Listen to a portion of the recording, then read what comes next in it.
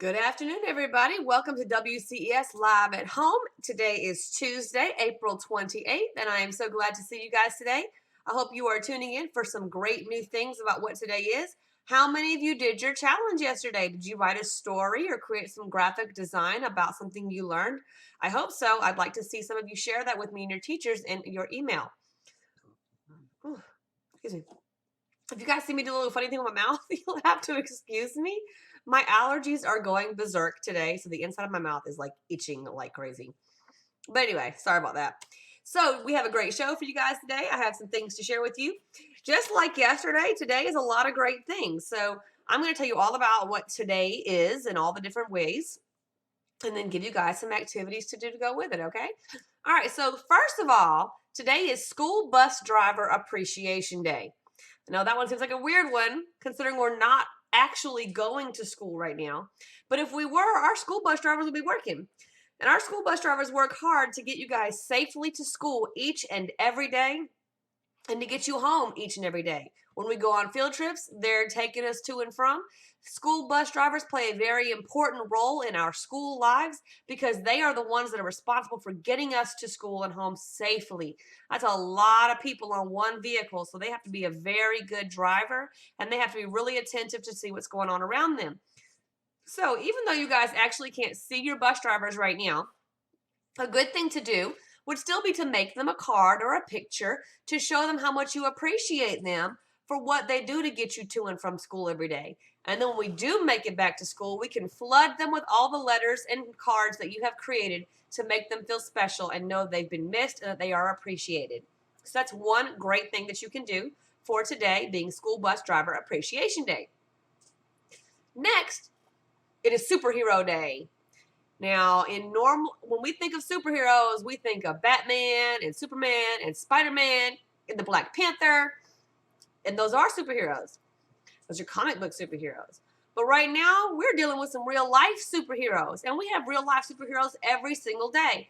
The police officers, emergency medical personnel, firefighters, those are everyday superheroes because they put their lives on the line to keep us safe in different kinds of emergency situations. Right now, superheroes are grocery store stockers. Superheroes are people who work at the pharmacy. Superheroes are the nurses and the doctors and the therapists and all the people who work in the hospitals, the custodians who work in the hospitals and the grocery stores. All these people who are doing everything they can to keep our country running right now, they are superheroes, guys. And I would love to see you show them some appreciation as well. Maybe you can use your graphic design skills from yesterday and create some type of graphic to thank them. Pick a special superhero worker that we have right now. Create a graphic display to thank them and send them to me and I'll post them on our website, okay? There's one other thing we can do is to thank our superheroes, our everyday superheroes, okay? If we have some everyday superheroes that you know, thank them. If your aunt is a nurse, thank her. If your uncle stocks the groceries at Kroger so we can have the food we need, thank him. Thank our everyday superheroes, okay? That goes on to our next day. We're kind of rolling on with it. And the next one is Pay It Forward Day. Have you heard of the expression pay it forward before? The idea of pay it forward means that you perform an act of kindness for someone else. And then they pay it forward by taking an act of kindness and displaying it to someone else. You don't have to receive kindness first. You can start it. You can start the pay it forward movement by doing something nice for someone else. Maybe it's just something simple like leaving a bottle of water and a thank you note in your mailbox for your mailman. Or when you're in the drive-thru paying for the food for the person behind you. There are easy ways to pay it forward. Not everything requires money. Maybe you have an elderly neighbor who needs their lawn cut. You can cut their lawn, or you can rake their leaves, or you can weed their garden. And that's a nice way to pay it forward. Just acts of kindness for others. That's how you pay it forward. And then hopefully those people that you are kind to will pay it forward by doing good deeds and kindness to others. So you guys need to start the pay it forward trend by doing an act of kindness for others. And even though we're in a social distance time, doesn't mean that you can't do that. Like I said, you can put a bottle of water in your mailbox with a note for your mailman.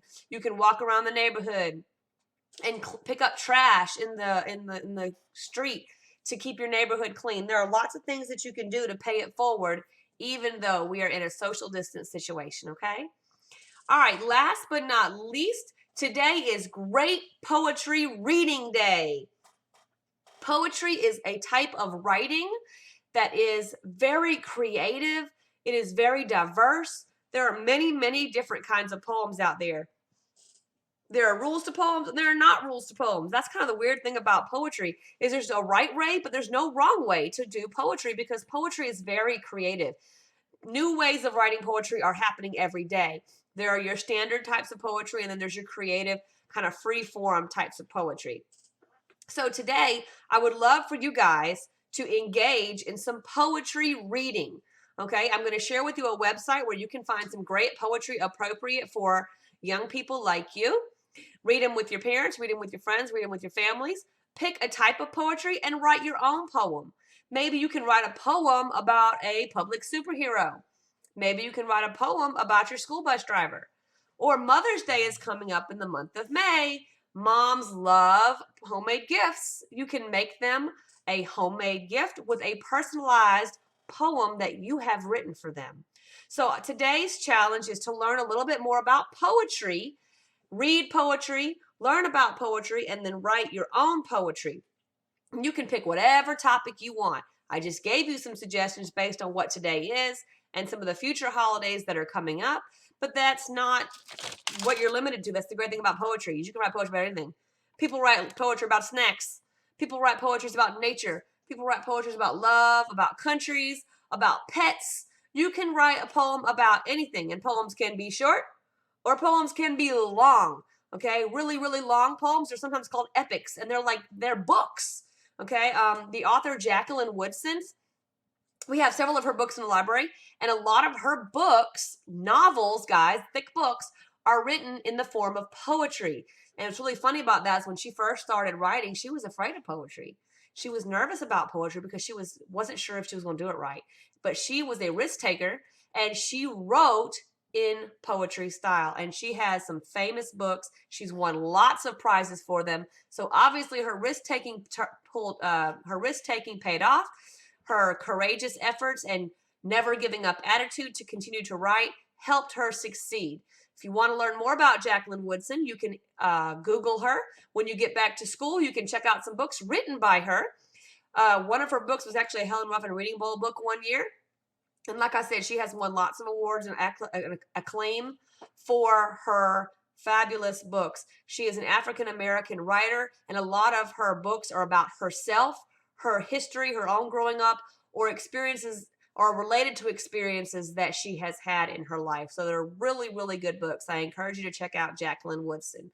So those are what today is. You've got lots of things to choose from in your learning activities today.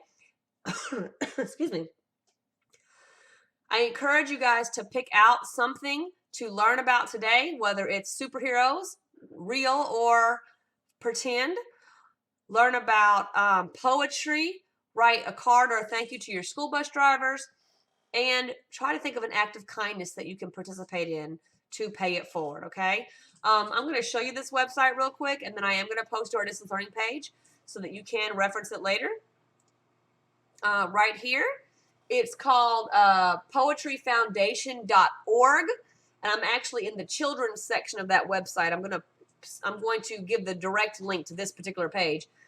But this is a page about children's poetry. It has some articles. There's one right there about Jacqueline Woodson, and it talks about her fear of poetry and how she overcame that. There are some sample poems right here for you guys to read. There's tons of them. There are some videos about poetry where people have illustrated poems. There's a lot of really nice things on here that you guys can check out in regards to poetry, okay? So I would hope that you guys, if you are able and have the resources to check out that page about poetry. If not, see if you can find a book in your home. Maybe you've got some poetry in your home. I'll tell you what, these are some kind of difficult poems in some of them, but if you have a Bible, there's a whole section in there about poems. I'm not talking about religion or whatever, but lots of religious texts do have poems in them. So if you have some religious texts at home, some of them might have some poems in them too. You might need a mom or dad to help explain them. But you can find poems anywhere. You can Google them. You can find them in books. You can find them all over the place. One of the famous children's poets is Shel Silverstein. We have some of his books in the library too. Oh, you guys can go to Mayan. Don't forget about Mayan. And you can find poetry books on Mayan as well. Don't forget about Mayan. I hope you haven't forgotten about that. That is a good access for books when you don't have any more at home. You can access Mayan from any device that has an internet connection, okay? There's an app for the phones. There's an app for the iPads. And you can go to it directly online through your Launchpad, okay? So I hope that you guys are reading. I hope you choose one of the activities today to participate in.